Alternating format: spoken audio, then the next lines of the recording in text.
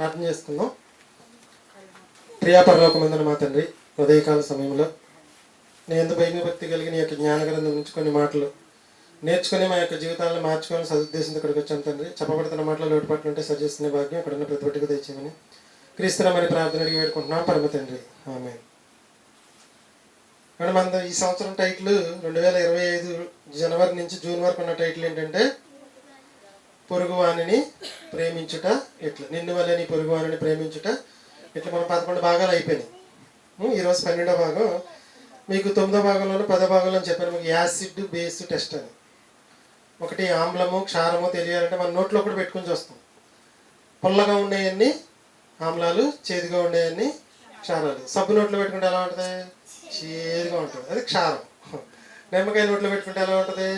పుల్లగా ఉంటుంది, ఆమ్లం. అది టెస్ట్ అనమాట. అలాగే మనం పొరుగువారిని ప్రేమించుట ఎట్లు అనేదాన్ని 10 ఆజ్ఞల టెస్ట్ ద్వారా మనం చేస్తున్నాం. మొదటిది ఒకసారి నిర్గమాకాండం 20వ అధ్యాయం తెలిసిందే కదా, రెఫరెన్స్ అందరికీ. నిర్గమాకాండం 20వ అధ్యాయం పర్సనల్ చూడండి 8, 2 నుంచి 1, 2 నుంచి మొత్తం అంతా ఉంటుంది. మొదటిది 10 ఆజ్ఞల ప్రకారం పొరుగువానిని ప్రేమించుట ఎట్లో నిర్వచనం. పాఠం పేరేంటంటే ప్రేమ మరియు పొరుగువానిని 10 ఆజ్ఞల ప్రకారం నిర్వచనం. ప్రేమకు పొరుగువానిని ప్రేమించుటకు 10 ఆజ్ఞల ప్రకారం నిర్వచనం. మొదటిది ఏంటంటే నిజమైన దేవుని గురించి, ఒక్కడిగా ఉన్న దేవుని గురించిన సత్యాన్ని ఇతరులకు దాచలేము. అలా దాయకుండా ఉండేవాడే పొరుగువానిని ప్రేమించేవాడు. మొదటి ఆజ్ఞ ఏంటండి? దాన్ని కొంచెం మార్చి చెప్తున్నాను, నిర్వచనంగా చెప్తున్నాను మీకు.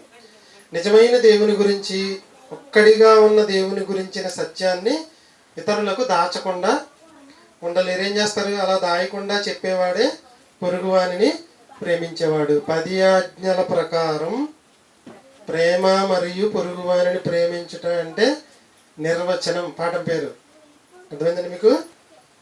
10 ఆజ్ఞల ప్రకారం ప్రేమ అంటే ఏంటి, పొరుగువానిని ప్రేమించడం అంటే ఏంటి అనే దానికి నిర్వచనం. మొదటిది ఏంటి? నిజమైన దేవుని గురించి, ఒక్కడిగా ఉన్న దేవుని గురించిన సత్యాన్ని ఇతరులకు దాచలేము. అంటే అలా దాయకుండా చెప్పేవాడే ప్రేమ కలిగిన వాడు, పొరుగువానిని ప్రేమించేవాడు. రెండోది, దేవుని గూర్చి తప్పుగా ప్రదర్శించరు. దేవుని గూర్చి తప్పుగా ప్రదర్శించరు అంటే అర్థం ఏంటంటే విగ్రహాలను పూజించడం కానీ, పూజించమని కానీ, దానికి సాగిలు పడమని కానీ, సాగిలు పడటం కానీ చేయకుండా ఉండేవాడు పొరుగువానిని ప్రేమించేవాడు. అర్థమైందంటే 10 ఆజ్ఞల ప్రకారం పొరుగువానిని ప్రేమించడం అంటే నిర్వచనం. దేవుని గురించి దాచకుండా చెప్పేవాడు పొరుగువాని ప్రేమించేవాడు. నమ్ముతారండి ఈ మాట? మరి పొరుగువాని ప్రేమించడం అంటే ఏంటి? ఇదేంటంటారు? 10 ఆజ్ఞల ప్రకారం నిర్వచనం ఇది. రెండో దాంట్లో ఏంటి? రెండోది ఏంటి? విగ్రహాలని పూజించని వాడు, దానికి సాగని పడని వాడు పొరుగువాన్ని ప్రేమించేవాడు. మొదటిది నిజమైన దేవుని గురించి చెప్పేవాడు పొరుగువాన్ని ప్రేమించేవాడు. విగ్రహాలకు పూజింపనివాడు, దానికి సాగిలి పడనివాడు పొరుగువాన్ని ప్రేమించేవాడు. మూడోది దేవుని నామాన్ని భక్తిగా ఉపయోగిస్తారు, అలా ఉపయోగించేవాడు పొరుగువాన్ని ప్రేమించేవాడు. నాలుగోది ప్రభు దినాన్ని పరిశుద్ధంగా ఆచరించడం. ఇజ్రాయేలీయులకు విశ్రాంతి దినం శనివారం, క్రమంగా ప్రభు దినం ఆయన తిరిగి లేచిన ఆదివారాన్ని మనం చేసుకోవడం జరుగుతుంది. శుక్రవారం సెలవు వేశారు. శుక్రవారం సాయంకాలం నుంచి శనివారం అంతా ఆదివారం ఉదయం వరకు సమాధిలో ఉన్నారు. ఆదివారం ఉదయం లేకపోయినా జరిగిందంటే అందుకని మనం ఏం చేస్తున్నామంటే మనం క్రమంగా ఆదివారం ఆరాధన పెట్టుకోవడం అనేది జరుగుతుంది.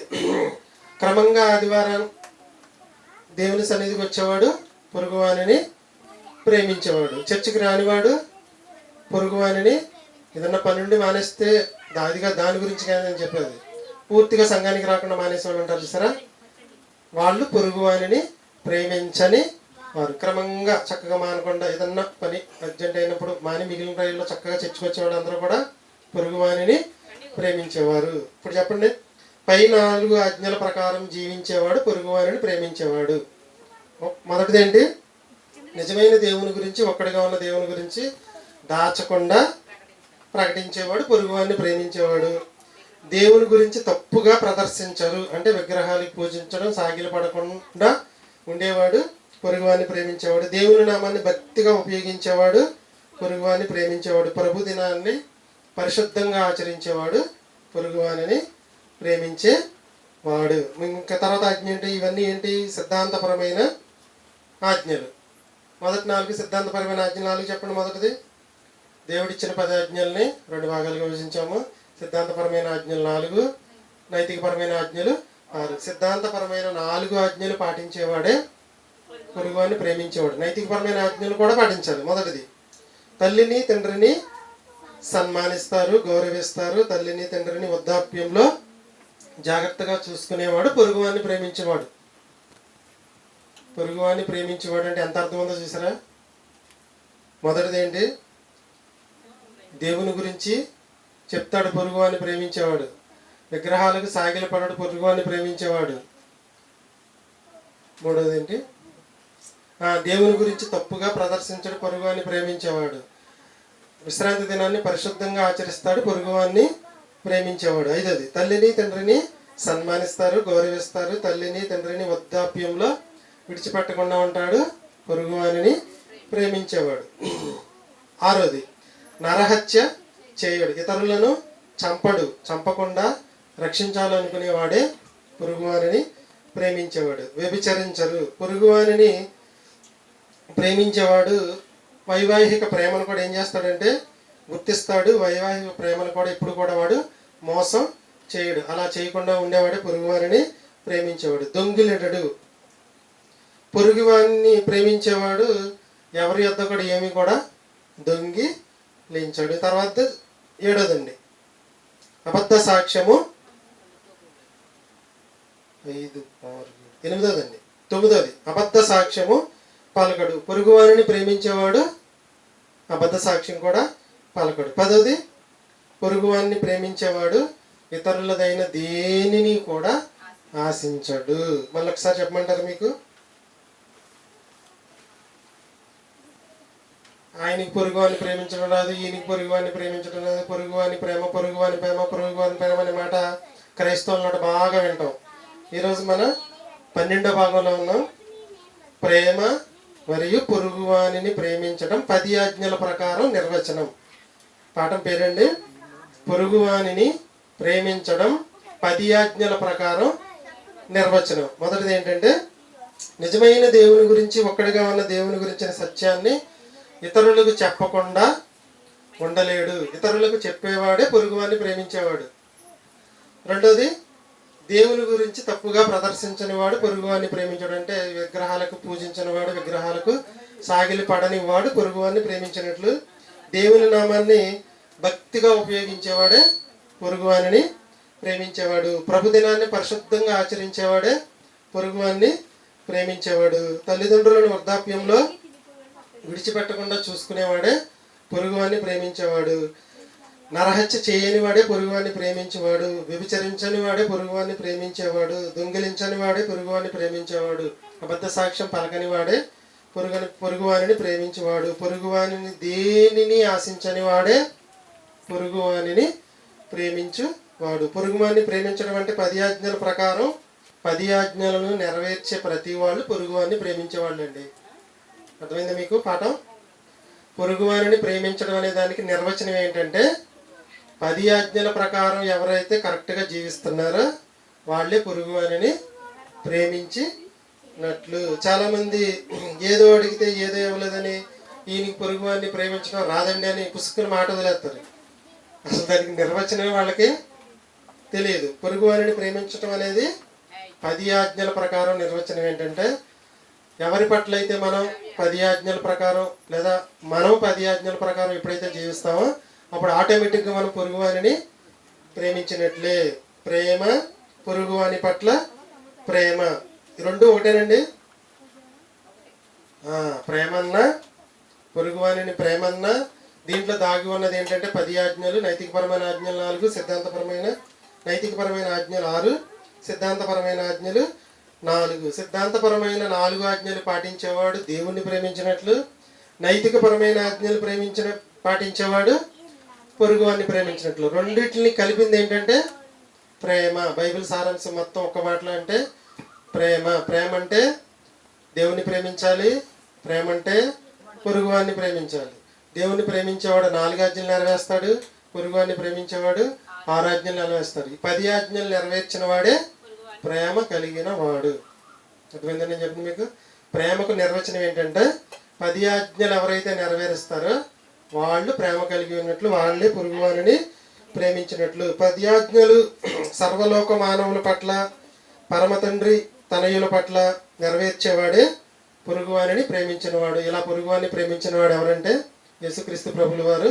పొరుగువారిని ప్రేమించిన పరమ తండ్రి తనయుడని మీకు పాఠం కూడా చెప్పడం అనేది జరిగింది. కాబట్టి మనం అందరం ఏం చేయాలంటే 10 ఆజ్ఞలను నెరవేర్చడానికి ఎల్లప్పుడూ సన్నద్ధులమై ఉండాలి. మనం ఎవరి పట్ల 10 ఆజ్ఞలు నెరవేరుస్తున్నామో వాళ్ళని మనం ప్రేమించినట్లండి.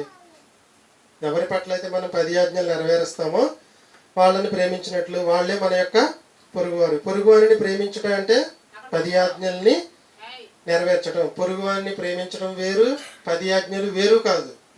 పొరుగువారిని ప్రేమించడంలోని 10 ఆజ్ఞలు ఇమిడిపోయి ఉన్నాయి. చర్చికి 4, 5, 6, 7, 8, 10, 15 వారాలు ఎప్పుడన్నా సంవత్సరానికి ఒకసారి 6 నెలలకు ఒకసారి వచ్చేవాడు పొరుగువారిని ప్రేమించేవాడండి. ఆడ అసలు పొరుగువాని ప్రేమ గురించి మాట్లాడే హక్కు ఉంటుంది ఆడికి? ఉండదు. పొరుగువారిని ప్రేమించేవాడు ఏం చేస్తాడు? క్రమముగా విశ్రాంతి దినమును పరిశుద్ధంగా ఆచరిస్తాడు. పాయింట్ నెంబర్ 1 ఏనండి అది. తల్లిదండ్రుల్లో వృద్ధాప్యంలో విడిచిపెట్టేవాడు పొరుగువారిని ప్రేమించేవాడు కాదు. పొరుగువారిని ప్రేమించకపోతే దేవుని ప్రేమించినట్టు, దేవుని ప్రేమించకపోతే నిత్య నరకానికి వెళ్ళిపోవడం. అబద్ధ సాక్ష్యాలు పలికేవాళ్ళు కూడా పొరుగువారిని ప్రేమించిన. మనల్ని నిన్ను నన్ను ఈరోజున్న వాళ్ళందరినీ కూడా ప్రేమించింది ఎవరంటే యేసుక్రీస్తు ప్రభులు వారు. మొదటి పాయింట్ చూడండి, పాయింట్ నెంబర్ 1 చెప్తాను. అస్తమానం ఎవరి నోటైతే మనం ఈయన పొరుగువారిని ప్రేమించడం రాదు, పొరుగువారిని ప్రేమించడం రాదు అనేవాడికి పొరుగువారిని ప్రేమించడం అంటే అర్థం ఏంటో తెలియదని మీకు పార్ట్ 2లో చెప్పానండి. గుర్తుందా మీకు? అస్తమానం వీళ్ళకి పొరుగువారిని ప్రేమించడం రాదు, ఆయనకి పొరుగువారిని ప్రేమించడం రాదు, ఆమెకు పొరుగువారిని ప్రేమించడం రాదు, అస్తమానం వాళ్ళకి పొరుగువారి పట్ల ప్రేమ లేదండి, ప్రేమ తెలియదని అంటారు చూసారా? వాళ్ళకి ఏం తెలీదు, అసలు పొరుగువారిని ప్రేమించడం అంటే అర్థం తెలియదు. ఇప్పుడు నేను చెప్పిన 12 భాగాలు ఎవరికి తెలియదండి ఈ మాటలో పలికేవాడికి. ఈ 10 ఆజ్ఞలు ఎవరైతే నెరవేర్చగలుగుతారో వాళ్ళు పొరుగువారిని ప్రేమించినట్లు. పొరుగువారిని ప్రేమించటం ఎలాగో తెలిసిన వాడే శత్రువుని ప్రేమించగలుగుతాడు. ఇది రానివాడు శత్రువుని ప్రేమించడం అసాధ్యం. అంతేనా? ప్రసాద్ అడిగాడు 3వ భాగం చెప్తున్నప్పుడు శత్రువుని ప్రేమించడం గురించి కూడా చెప్పండి సార్ అన్నాడు. కంటిన్యూషన్ వస్తుంది, కంగారు పడద్దని చెప్పాను నేను. 10 ఆజ్ఞలు మనం ఎప్పుడైతే పాటిస్తామో ఎవరి మీద మనకు పగ ఉండదండి, ద్వేషం ఉండదు, ఏమీ ఉండదు. ఇతరులది ఏది ఆశించలేదు అనుకోండి. మనం ఎప్పుడైతే నీకు ప్రేమించడం వచ్చిందో ఆటోమేటిక్ ఏది సాధ్యమైద్ది? శత్రువుని ప్రేమించడం అనేది సాధ్యమైద్ది. ఇది తెలియకుండా శత్రువుని ప్రేమించడం అనేది సాధ్యపడదు. లోకాసువార్త 6:27 వచనం. లోకాసువార్త 6:27 వచనం. లోకాసువార్త 6:27 వచనం.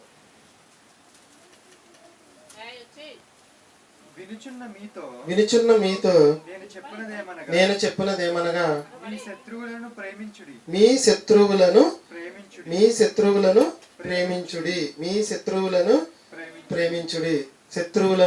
ప్రేమించుడి. మన పొరుగువాన్ని ప్రేమించడం అనేది వస్తే ఆటోమేటిక్గా శత్రువులను ప్రేమించడం కూడా వస్తుంది. పొరుగువాన్ని ప్రేమించడం అంటే ఏంటో, అర్థం అంటే ఏంటో, అసలు ఏం చేయాలో తెలియనప్పుడు, ఇదే తెలియనప్పుడు అది ఎలా చేస్తాం? కాబట్టి యేసుక్రీస్తు ప్రభులు వారు ఏం చెప్పండి 6:27 వచనంలో, పొరుగువానిని మీ శత్రువులను ప్రేమించడం. మనం పొరుగువాన్ని ప్రేమించడం అనేది వస్తే ఆటోమేటిక్గా శత్రువులను ప్రేమించడం అనేది కూడా వస్తుంది. పొరుగువారిని ప్రేమించని ఇప్పటి వరకు చాలామంది అది చేయాలి, ఇది చేయాలి, ఇది చేయాలి, అది చేయాలని చెప్పిన బోధలన్నీ కూడా తప్పండి. ఈ పాఠం ద్వారా మనకి ఏమర్థమైందంటే 10 ఆజ్ఞలను మనం ఎవరి పట్ల అయితే, మన పట్ల అయితే, మనకు మనం ఎదుటివాని పట్ల ఎప్పుడైతే ఈ 10 ఆజ్ఞలు నెరవేరుస్తామో అప్పుడే మనం పొరుగువారిని ప్రేమించినట్టు. కాబట్టి 10 ఆజ్ఞలు ఒకసారి మైండ్లో అందరికీ ఉండాలి. ఒకసారి చెప్తారా? ప్రేమ 2 భాగాలు, దేవుని ప్రేమించుట, పొరుగువానిని ప్రేమించుట. దేవుని ప్రేమించుట 4 ఆజ్ఞలు, సిద్ధాంతపరమైన ఆజ్ఞలు అంటారు. పొరుగువానిని ప్రేమించడం అనేది 6 ఆజ్ఞలు. ఇవి నైతికపరమైన ఆజ్ఞలు. సిద్ధాంతపరమైన ఆజ్ఞలు 4 ఏంటంటే దేవుడు తప్ప ఒక్కడు ఉండకూడదు, రెండోది దేవుని పోలిన విగ్రహాన్ని చేసుకోకూడదు, సాగిలు పడకూడదు, పూజింపకూడదు, ఆయన నామాన్ని వ్యర్థంగా ఉచ్చరించకూడదు, విశ్రాంతి దినమును పరిశుద్ధముగా ఆచరించాలి. ఈ 4 మనం కరెక్ట్గా చేసినప్పుడు దేవుణ్ణి ప్రేమించినట్లు. దేవుణ్ణి ప్రేమిస్తే మనకు ప్రేమ ఉన్నట్టు. లింక్ ఇదంతా. మళ్ళీ ప్రేమలో రెండో భాగం పొరుగువానిని పొరుగువాని ప్రేమించడంలో 6 ఆజ్ఞలు ఉన్నాయి. తల్లిదండ్రులను వృద్ధాప్యంలో వాళ్ళ రుణం తీర్చుకోవడం, తర్వాత నరహత్య చేయకూడదు, వ్యభిచరించకూడదు, దొంగిలింపకూడదు, అబద్ధ సాక్ష్యం పలుకకూడదు, పొరుగువాని దేనినైనాను ఆశించకూడదు. ఈ 6 మనం పాటిస్తూ ఉంటే మనం పొరుగువాని ప్రేమించినట్లు. ఇది మనకు అర్థమైతే తర్వాత ఏం చేయగలుగుతాం? శత్రువులను ప్రేమించగలుగుతాం. ప్రతి ఆజ్ఞల పట్ల విధేయత చూపడం మనందరి యొక్క బాధ్యత. దీని ద్వారా మన దగ్గర ఉన్న దూరంగా ఉన్న వారిని కూడా మనం ఏం చేయగలమంటే ప్రేమించగలుగుతాం. అప్పుడే 10 ఆజ్ఞలు నెరవేర్చగలిగినప్పుడు ప్రేమించడం అనేది సాధ్యపడుతుంది. తర్వాత శత్రువుని కూడా ప్రేమించడం అనేది సాధ్యపడుతుంది. 10 ఆజ్ఞలు మాత్రం మనం ఇప్పుడు కూడా విధేయత చూపాలి. దానికి విధేయత చూపడం ద్వారానే పొరుగు వానిని ప్రేమించడం అనేది సాధ్యపడుతుంది. ఇప్పటి వరకు మనం పొరుగువారిని ప్రేమించడం గురించి విన్నదంతా కూడా భావం అర్థమైంది అనుకుంటున్నాను. ఇంకా 4 భాగాలతో ఈ పాఠాలు మీకు అయిపోయేది. అలా కాదండి, 10 ఆజ్ఞలు మనం పాటించే అవసరం లేదు. 10 ఆజ్ఞలు పాటించడం అనేది పాత ధర్మశాస్త్రం. యేసుక్రీస్తు దాన్ని నెరవేర్చి కొట్టివేసి సిలువలో బంధించి వెళ్ళిపోయాడు. నెరవేర్చాడు, కొట్టివేసాడని చాలా రెఫరెన్స్లు కూడా మనకు ఉన్నాయి. కాబట్టి 10 ఆజ్ఞలకు మనకు ఎటువంటి సంబంధం లేదని మనకు కౌంటర్ వేస్తారు. ఈ 12 భాగాలు విన్న తర్వాత యేసుక్రీస్తు సిలువలో ధర్మశాస్త్రాన్ని కొట్టివేసి సిలువకు బంధించి మరణించి తిరిగి లేచి ధర్మశాస్త్రాన్ని కొట్టివేశాడు. కాబట్టి 10 ఆజ్ఞలు మనం ఏర్చని పని లేదు అంటారా? అందరూ వేసే కౌంటర్ ఇది. పాటలన్నీ విన్న తర్వాత ఒక్క మాట మీకు చెప్తాను. దేన్ని కొట్టివేశాడు, దేన్ని ఉంచాడు? కొట్టివేయడం అంటే ఏంటి? దేన్ని కొట్టివేశాడు అని మీకు చెప్పి ముగించేస్తాను. ఓకేనా? కౌంటర్ మీకు ఎవరైనా అడుగుతారు ఈ ప్రశ్న మిమ్మల్ని, అందుకే కౌంటర్ నేను ముందే చెప్తున్నాను. తల్లిదండ్రులను వృద్ధాప్యంలో వారి రుణం తీర్చుకోమని పాత నిబంధనలో దేవుడు చెప్పినట్లుగా కొత్త నిబంధనలు ఎక్కడైనా ఉందా? ఉందండి. ఎఫ్సీలకు రాసిన పత్రిక పాట కూడా అదే, తండ్రులారా తల్లులారా అనే పాట. అంటే ఇప్పుడు కొత్త నిబంధనలో ఉన్నది మనం పాటించాలా వద్దా? పాటించాలి. అంటే ఇప్పుడు పాత నిబంధనలో ఆ 10 ఆజ్ఞల్లో ఉందా లేదా? అది మరి కొట్టివేశాడా తీసివేశాడా? మరి కొట్టివేస్తే కొత్త నిబంధనలు ఎక్కడ తల్లిదండ్రులు చూడమని చెప్పకూడదు. ఇప్పుడు మీకు అర్థమవుతుందా? ధర్మశాస్త్రాన్ని కొట్టివేయటం అంటే 10 ఆజ్ఞలు తీసి అవతల పారేయటం కాదు. నెరవేర్చాలి. ధర్మశాస్త్రాన్ని నెరవేర్చడానికి యేసుక్రీస్తు నెరవేర్చేశాడు, నువ్వేం నెరవేర్చక్కర్లేదు అనుకోవడానికి లేదు. పాత ధర్మశాస్త్రము అంటే మొత్తం మీరు 10 ఆజ్ఞలు ధర్మశాస్త్రం అనుకోవద్దు.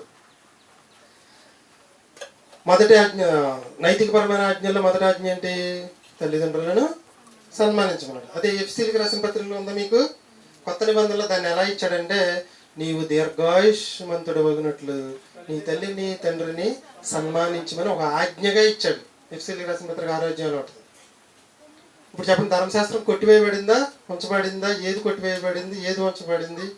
ఏంటి దీని అర్థం? అంటే అప్పటి వరకు ఉన్న బలులు, అర్పణలు, ఇవన్నీ అర్చనలు, ఆరాధనలు అన్నీ చూసావా? అవన్నీ తీసి అవతల పారేశాడు అంతే. ఆచారాలన్నీ తీసేశాడు. ఆజ్ఞలు అలాగే ఉన్నాయి. లేదండి యేసుక్రీస్తు కొట్టేశాడు అనుకుంటే ఏ చర్చలో కూడా ఏం చెప్పకూడదు, తల్లిదండ్రులు చూడమని చెప్పకూడదు. చెప్పట్లేదంటే చెప్తున్నారంటే ఆజ్ఞ ఉందనా లేదనా? ఉందని. ఓకేనా? రెండోది, సంఘముగా కూడుట మానక అని మనకి ఏప్రిల్ రాసిన పత్రికలో ఉంటుంది. అది ఒక ఆజ్ఞగా ఇచ్చాడు. మరి పాత ధర్మశాస్త్రంలో విశ్రాంతి దినాన్ని పరిశుద్ధంగా పాటించమన్నాడు. మరి ఉందా లేదా? మీకు 10 కూడా కొత్త నిబంధనలు ఉన్నాయండి. తర్వాత పాత నిబంధనలు వ్యభిచరించకూడదు అంది. కొత్త నిబంధనలకు వచ్చేటప్పటికి మోహపు చూపే వ్యభిచారంతో సమానం. కొట్టివేస్తే చూడొచ్చనా? అర్థమైంది మీకు? భావాన్ని తీసుకొని చక్క జాగ్రత్తగా. అంటే 10 ఆజ్ఞలు అనేది మనం మరణం వరకు తీసివేయబడవు. మన మరణం వరకు అవి నెరవేర్చవలసిందే. అది ఎప్పుడైతే మనం నెరవేరుస్తామో అప్పుడే మనకి స్వర్గ ప్రాప్తి లేదా పరలోక ప్రాప్తి. నాకు సంబంధం లేదు, నేను బాప్తిసం తీసుకున్నాను, సాయంకాలం ప్రార్థన చేస్తే పోద్ది, నేను దేవుడు పని చేస్తే నేను చేసిన పాపాలు పోతాయి. అవన్నీ రాంగ్ అండి. చేసిన ప్రతి పాపానికి శిక్ష భూమి మీద అనుభవించాలి, చచ్చిపోయిన తర్వాత కూడా అనుభవించాలి. మనం యేసుక్రీస్తుని నమ్ముకుంటే చచ్చిపోయిన తర్వాత ఆత్మ అనుభవించకుండా ఉంటుంది. తెలిసి పాపాల జోలికి ఎవరు కూడా పోవద్దు. తర్వాత చూడండి, పాత నిబంధనలో మొట్టమొదటి ఆజ్ఞ ఏంటి? 10 ఆజ్ఞల్లో మొదటి ఆజ్ఞ, నేను తప్ప నీకు వేరొక దేవుడు ఉండకూడదు. కొత్త నిబంధనలోకి వచ్చినప్పుడు ఎఫ్సీ రాసిన పత్రికలో ఉంటుంది, అందరికీ తండ్రి అయిన దేవుడు ఒక్కడే, ఆయన అందరికీ పైగా ఉన్నవాడై అందరిలో వ్యాపించి ఉన్నాడు. ఆజ్ఞ ఉందా, పోయిందా? ఇప్పుడు ఒప్పుకుంటారా? 10 ఆజ్ఞలు కొత్త నిబంధనలు కూడా ఉన్నాయి లేవా? ఇవి తీసివేయబడని ఆజ్ఞలు. ఈ 10 ఆజ్ఞలు సేమ్ పాత నిబంధనలో, పాత ధర్మశాస్త్రం, నిర్గమకాండం, ద్వితీయోపదేశకాండంలో ఎలా ఉన్నాయో కొత్త నిబంధనలు కూడా ఈ 10 ఉన్నాయి. అపార్థం చేసుకున్న వాళ్ళు ఏమంటారంటే ధర్మశాస్త్రం కొట్టివేయబడింది, ధర్మశాస్త్రం కొట్టివేయబడి మనకు సంబంధం లేదంటారు. సంబంధం ఉందా లేదా? ఖచ్చితంగా 10 ఆజ్ఞలు పాటించేవాడే క్రైస్తవుడు, 10 ఆజ్ఞలు పాటించేవాడే ప్రేమ కలిగినవాడు, 10 ఆజ్ఞలు పాటించేవాడే పొరుగువాడిని ప్రేమించేవాడు, 10 ఆజ్ఞలు పాటించేవాడే సహోదరుని ప్రేమించేవాడు, 10 ఆజ్ఞలు పాటించేవాడే దేవుణ్ణి ప్రేమించేవాడు. కాబట్టి ఈ రోజు నుంచి మనం 10 ఆజ్ఞల విషయంలో చాలా స్ట్రిక్ట్గా ఉండాలి. ఎప్పటికప్పుడు 10 ఆజ్ఞలు ప్రతిరోజు నేను నెరవేరుస్తున్నాను. ఎవరి పట్ల? పొరుగువాని పట్ల, సహోదరుల పట్ల, ఇతరుల పట్ల, బంధువుల పట్ల, మన కంటి ముందు మన పక్కన ఎవరుంటే వాళ్ళ పట్ల ఈ 10 ఆజ్ఞలు వాళ్ళ పట్ల మనం నెరవేరిస్తే మనం వాళ్ళని ప్రేమించినట్లు. పొరుగువాన్ని ప్రేమిస్తేనే మనకి పరలోక ప్రాప్తి. ఓకేనండి. నెక్స్ట్ పార్ట్లో మీకు ప్రసాద్ ఒకసారి ఆఫ్ చేశాను. ఒకసారి ఇప్పుడు అర్థమైందండి పాఠం. ధర్మశాస్త్రంలో ఏది కొట్టివేయబడింది, ఏది ఉంచబడింది, ఏది మార్చబడింది? 10 ఆజ్ఞలు పోనీయండి, పోలేదండి. 10 ఆజ్ఞలు ఎవరు పోలా. శిష్యులు మాట్లాడారు, పత్రికలు రాసిన పౌలు గారు మాట్లాడాడు, యేసుక్రీస్తు ప్రభుల వారు కూడా 10 ఆజ్ఞలు మాట్లాడడం అనేది జరిగింది. కొంచెం మార్పు చేశారు. మార్పు ఎలా చేశారనేది నేను ఒక భాగంలో చెప్తాను వివరంగా మీకు. ఇప్పుడు 10 ఆజ్ఞలు ఉన్నాయా, కొట్టివేయబడి ఉన్నవి? నెక్స్ట్ పార్ట్లో దీని వివరణ మీకు ఇస్తాను. కామైతే ఏమైంది అంటే ఈ 10 ఆజ్ఞలు ఇంకొంచెం కఠినంగా చేయటం అనేది జరిగింది. కానీ పాత నిబంధన కొట్టివేయబడింది, పాత నిబంధన కొట్టివేయబడింది అని మాట్లాడుతున్న ప్రతి వాళ్ళు కూడా వాళ్ళకి తెలియకుండానే 10 ఆజ్ఞల్లో కొన్ని ఆజ్ఞల్ని పాటిస్తున్నారు. తల్లిదండ్రులు చూడలేదండి, వస్తున్నారు. వ్యభిచారం చేస్తున్నారా, దొంగతనాలు ఏమైనా చేస్తున్నారా, ఇతరులు ఏమైనా ఆశించేస్తున్నారా, ఆదివారం చర్చికి రావడం మానేస్తున్నారా, ఈ దేవుడు కాక ఈ చర్చిలో ఇంకో వేరే దేవుడి ఫోటోలు ఏమైనా పెట్టుకుంటున్నారా? ఏమీ లేదు. వాళ్ళకి తెలియకుండా ఏం చేస్తున్నారంటే 10 ఆజ్ఞలు పాటించేస్తున్నారు, కానీ తెలియట్లేదు. అది దాని అర్థం, వాళ్ళకి తెలియట్లేదు. ప్రేమ పొరుగువానిని, ప్రేమ లేదా పొరుగువాని పట్ల ప్రేమ 10 ఆజ్ఞల ప్రకారం నిర్వచనం ఏంటంటే 10 ఆజ్ఞలను మనం ఎవరి పట్ల అయితే నెరవేరుస్తామో వాళ్ళని ప్రేమించినట్లు. 10 ఆజ్ఞలు మన విషయంలో మనం నెరవేర్చుకుంటే మనల్ని మనం ప్రేమించుకున్నట్లు. మనల్ని మనం ప్రేమించుకుని ఇతరులను ప్రేమించటం మనకి వస్తేనే తర్వాత శత్రువులను ప్రేమించడం అనేది మనకి అర్థమైంది. శత్రువుని ఎలా ప్రేమించగలం? ఒక పాఠం కూడా ఉంది, పాట కూడా ఉంది మీకు. శత్రువుని ఎలా ప్రేమించాలి? పగ తీర్చుకోవటమే ప్రేమించడం అని చెప్పాను మీకు. ఏంటి పగ తీర్చుకోవటం? వాళ్ళని, శత్రువుని ప్రేమిస్తే వాడి నెత్తి మీద నొప్పులు కుప్పగా పోయాలంటే ఏం చేయాలి? ప్రేమించాలి. ప్రేమించాలంటే ఏం చేయాలి? అతని పట్ల ఆ 10 ఆజ్ఞల్ని మనం నెరవేర్చాలి. నెరవేర్చినప్పుడు అతన్ని ప్రేమించినట్లు. ఇండైరెక్ట్గా అతన్ని ప్రేమిస్తే మనం అతన్ని శిక్షించినట్లే అని చెప్పి ఒక పాటలు మీకు. నెత్తి మీద నిప్పులు కుప్పగా పోయేది అంటే ప్రేమించడం, పగ తీర్చుకోవడం. ప్రేమించి పగ తీర్చుకోవడం. నువ్వు ప్రేమించు, దాని సంగతి నేను చూసుకుంటాను అన్నాడు దేవుడు. నెక్స్ట్ పార్ట్ 13 అండి.